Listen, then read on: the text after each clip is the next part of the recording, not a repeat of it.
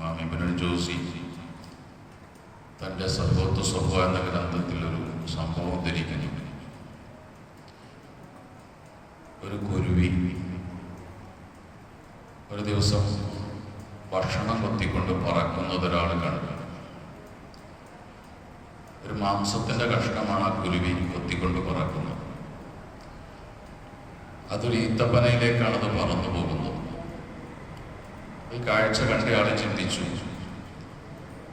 കുരുവി ഒരിക്കലും ഈത്തപ്പന മരത്തിൽ കൂടുകൂട്ടാറില്ല, പിന്നെ എന്തിനായിരിക്കും അത് ഈത്തപ്പന മരത്തിലേക്ക് പറന്നു പോകുന്നത്?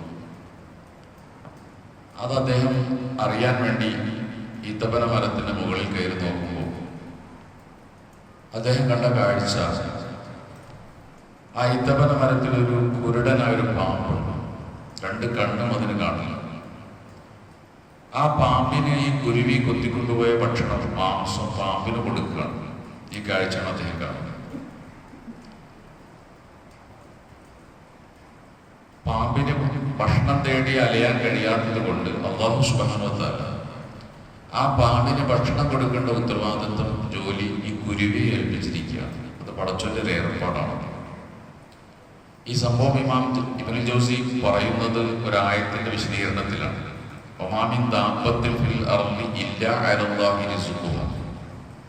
ഈ ഭൂമിയിലുള്ള സർവ്വ ജീവജാലങ്ങൾക്കും ഭക്ഷണം അല്ലാഹു ഏറ്റിട്ടുണ്ട്. ഈ ഭൂമിയിലുള്ള സർവ്വ ജീവജാലങ്ങളുടെയും ഇരിപ്പിടം എവിടെയാണ്, അതിന്റെ താമസ സ്ഥലം എവിടെയാണ്, ഇതെല്ലാം പടച്ചതമ്പുരാൻ അറിയാം. ആ ഇരിപ്പിടത്തിൽ കൊണ്ടുപോയി, അതിന്റെ താമസ സ്ഥലത്ത് കൊണ്ടുപോയി ഭക്ഷണം കൊടുക്കേണ്ട ജോലി അല്ലാഹു ഏറ്റിട്ടുണ്ട്.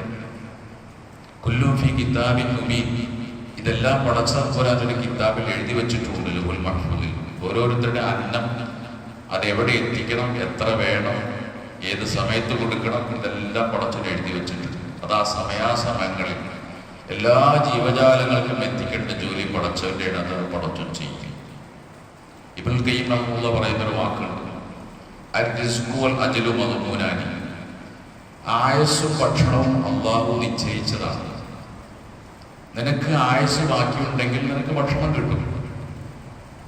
അതുകൊണ്ട് നിന്റെ ആയുസ്സുള്ളിടത്തോളം കാലം നിന്റെ ഭക്ഷണത്തിൽ നീ വേവലാതിപ്പെടേണ്ട യാതൊരു കാര്യമില്ല. ആയുസ് തീർന്നാലേ ഭക്ഷണം നഷ്ടപ്പെടുള്ളൂ. അതുകൊണ്ട് തവക്കൽ അലല്ലാഹ്, നീ പടച്ചവനെ തവക്കുലാക്ക്. യർസുഖുക കമാ യർസുഖു തയ്ർ, പക്ഷിക്ക് അന്നം കൊടുക്കും പോലെ അല്ലാഹു നിനക്കും അന്നം തരും. പക്ഷി ഒരു സ്ഥലത്ത് ഭക്ഷണം കണ്ടിട്ടല്ല പക്ഷി രാവിലെ പോകുന്നത്, അതിങ്ങനെ തവക്കുലാക്കി പോവുകയാണ്. നീയും ഇതുപോലെ തവക്കുലാക്കിയാൽ നിന്റെ അന്നം അല്ലാഹു ഈ പക്ഷിക്ക് കൊടുക്കും പോലെ അല്ലാഹു തരിക തന്നെ ചെയ്യും. നിന്റെ മാതാവിന്റെ ഗർഭാശയത്തിൽ 4 മാസം ഗർഭം പൂർത്തിയായ സമയത്ത് അല്ലാഹു നിശ്ചയിച്ചതാണ് നിന്റെ ആയുസ്സും നിന്റെ റിസ്കും. അതേ നിനക്ക് കിട്ടും. നീ എത്ര പണിപ്പെട്ടാലും നിനക്കതേ കിട്ടും. നീ പണിയെടുത്തില്ലെങ്കിലും നിനക്കത് കിട്ടുക തന്നെ ചെയ്യും.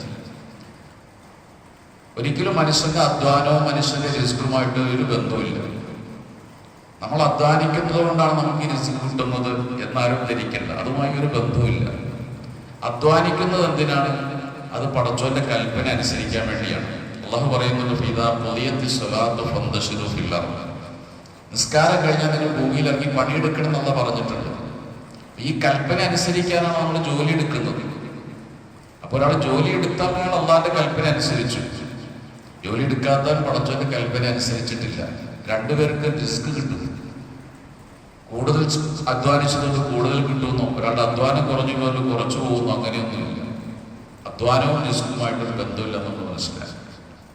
അതുകൊണ്ട് നമ്മൾ ഈ പടച്ചോനെ മറന്ന് ദീനും ദുഃഖ മറന്ന് നിസ്കാരം വേണ്ട ഈ ദുനിയാവിന്റെ പിറകെ ഓടുന്നത്, നിസ്കാരത്തിന്റെ സമയം കടയടയ്ക്കാനും പള്ളിയിലേക്ക് വരാനും നമുക്കൊക്കെ തടസ്സമാകുന്നത് നമ്മളെ ഈ ഭയപ്പാടാണ്. എൻ്റെ അന്നം മുടങ്ങുമോ, എൻ്റെ മക്കള് പട്ടിണിയാകുമോ, ഒന്നും പേടിക്കണ്ട. മൂസ നബി അലൈഹി സ്വലാത്തു വസ്സലാമിനോട് അല്ലാഹു തആല ഒരിക്കൽ പറയുന്നുണ്ട്, മൂസ, നിന്റെ കയ്യിലൊരു വടിയുണ്ടല്ലോ, അതുകൊണ്ടൊരു പാറക്കല്ലിൽ അടിക്കുക എന്ന് പറഞ്ഞൊരു പാറ കാണിച്ചു കൊടുത്തു. മൂസാ നബി ആ കല്ലിൽ അടിച്ചപ്പോൾ കല്ല് പിളർന്നു. പിളർന്ന ഒരു കഷ്ണത്തിൽ വീണ്ടും അടിക്കാൻ വേണ്ടി പറഞ്ഞു. മൂസാ നബി അവിടെ അടിച്ചു, കല്ല് വീണ്ടും പിളർന്നു. മൂന്നാമത്തെ കഷ്ണത്തിൽ വീണ്ടും അടിക്കാൻ വേണ്ടി പറഞ്ഞു. ആ കല്ലിൽ അടിച്ചപ്പോൾ ആ കല്ല് പിളർന്നു നോക്കുമ്പോൾ മൂസാ അലൈഹി സ്വലാം അതിൽ കണ്ട ഒരു കാഴ്ച, അതിനകത്തൊരു പുഴുണ്ട്. ആ പുഴുവിന്റെ വായിൽ ഭക്ഷണത്തിന്റെ അവശിഷ്ടമുണ്ട്. ചുണ്ടിൽ ഭക്ഷണവുമായി നിൽക്കുന്ന ഒരു പുഴുവിനെ കണ്ട മൂസാ നബി അത്ഭുതപ്പെടുന്നുണ്ട്. ആരാണ് ഈ പുഴുവിനെതിലേക്ക് വഴി കാണിച്ചു കൊടുത്തത്? ഇതെങ്ങനെ ഇതിനകത്ത് കയറി? ആരിതിലൂടെ റിസ്ക് കൊടുത്തു? അവിടെ മൂസാ നബി സ്വല്ലല്ലാഹു അലൈഹി വസല്ലമയുടെ ആ ബോധ്യം ഒന്നുകൂടി ബോധ്യപ്പെടുകയാണ്. ഇതൊക്കെ പടച്ചവൻ ചെയ്യുന്ന കാര്യമാണ്. നമ്മൾക്ക് മാത്രമല്ലല്ലോ, ഭൂമിയുടെ ഉപരിതലത്തിൽ മാത്രമല്ല, ഭൂഗർഭത്തിലും ലക്ഷക്കണക്കായ ജന്തുക്കളുണ്ട്. മനുഷ്യർ, ജിന്നുകൾ, ജീവജാലങ്ങൾ, പക്ഷികൾ, പറവകൾ, ഈ കൂടാനക്കൂടി ജീവജാലങ്ങൾക്ക് അല്ലാഹു ഇന്ന് വരെ കൊടുത്തുകൊണ്ടിരിക്കുന്ന നാളെയും അല്ലാഹു തആല കൊടുക്കും. അതുകൊണ്ട് ആ വിഷയത്തിൽ ഒരു വേവലാതിയും വേണ്ട. പടച്ചോനെ തവക്കുലാക്കി നമ്മൾ ദീനനുസരിച്ച് ജീവിക്കുക. ദുനിയാവ് നമ്മൾ പുറകെ വരും. അല്ലാഹു അനുഗ്രഹിക്കട്ടെ. സുബ്ഹാനല്ലാഹി വബിഹംദിഹി സുബ്ഹാനക്കല്ലാഹുമ്മ